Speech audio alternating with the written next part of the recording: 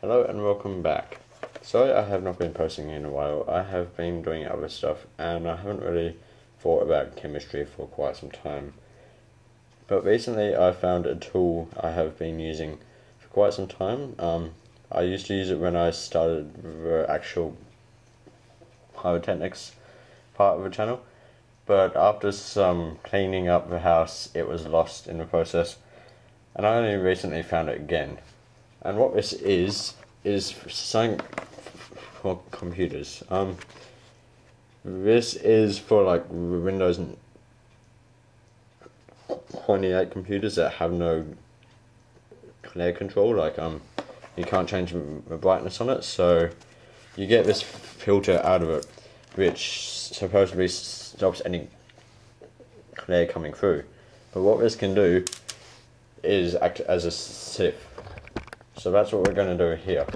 Now I got some black powder here that I made quite some time ago. I haven't really used it much, and like we made it fine enough that we can ignite it using a match instantly.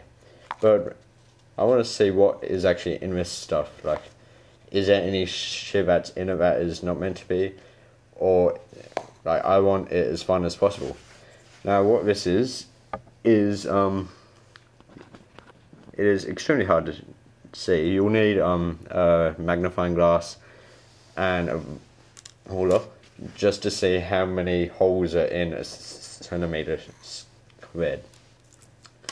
So by the looks of this, there's pretty sure it's like over 100, maybe even 200 mesh, and that is good for pyrotechnics because the finer of a chemical, the faster it will burn. So that's what we want to do. So I'm just going to put some black powder in the lid.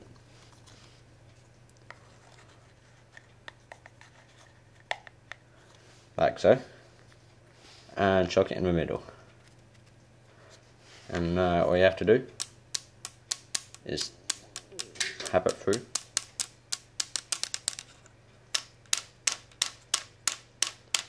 And already you can see that fine dust has came through.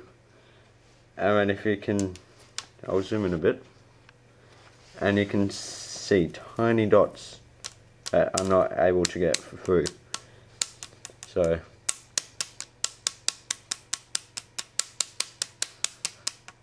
just making a mess here.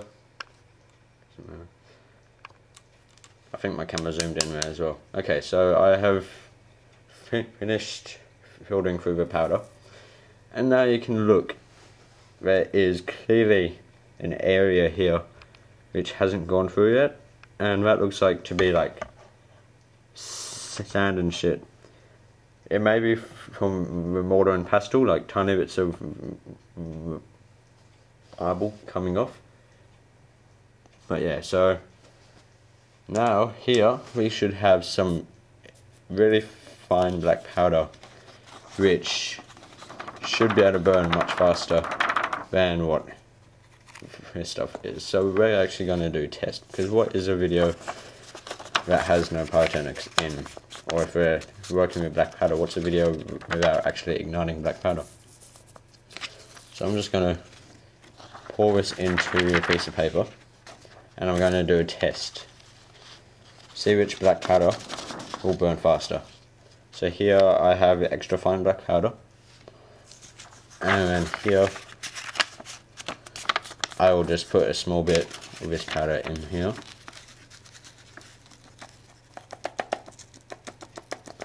Haven't actually used this black powder in quite some time. Oh damn, that's a lot. It is very bad to store black powder, but I haven't really been up to much, and this has been placed in a cold area, so no heat will get to it. It has been enclosed the whole time, so no sparks or static will form in here, so it should be pretty safe. And the lead ball bearings in here, when they're tapped together really hard, they do not form a spark like the iron would. So that's why it's more recommended to use the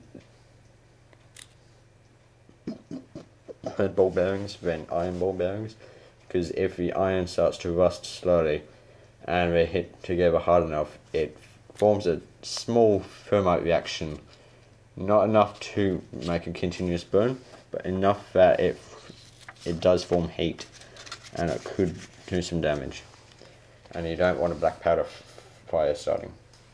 So I'm going to go outside.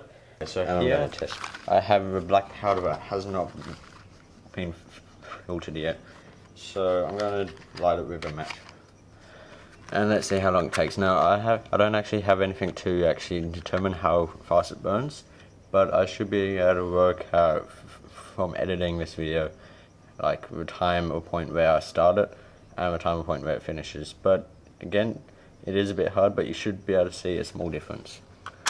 So let's ignite this one. Lovely burn. Alright, and now let's go to the one that has been filtered. And let's also compare how much residue it has left. So again, ignite it.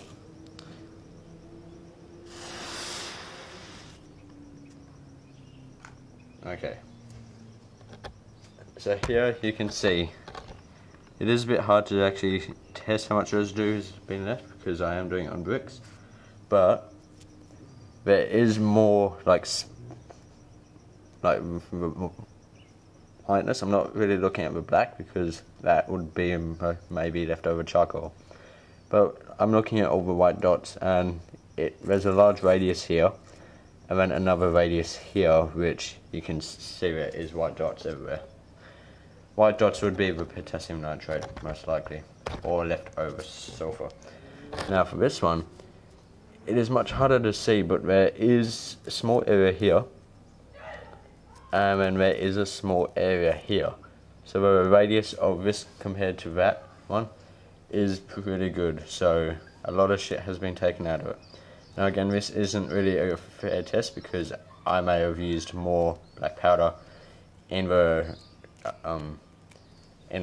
first one and less in the second one, so there may be more residue because there was more black powder and less residue in this one because there was less black powder. But this is a very good item to use if you are doing pyrotechnics. You can use it for any chemical you want, and it should work as long as you have like a chemical fine enough that it will filter through. And this is why I don't record with this camera, because that happens. So I'm going to end this video now. Sorry I haven't been uploading quite some time. I may start up again once I have a few more ideas ready. The ethanol video that I had been working on since last year, it is time to finish it up because I have got over 75 mils of that stuff distilled. But again, I'm not sure if it is 100%. Well, of course it's not 100%, but I'm not sure if it is actually ethanol because it won't ignite on fire. So I'm going to do a few tests with that, and once I find out exactly how much of it I have, then I will start to edit the video.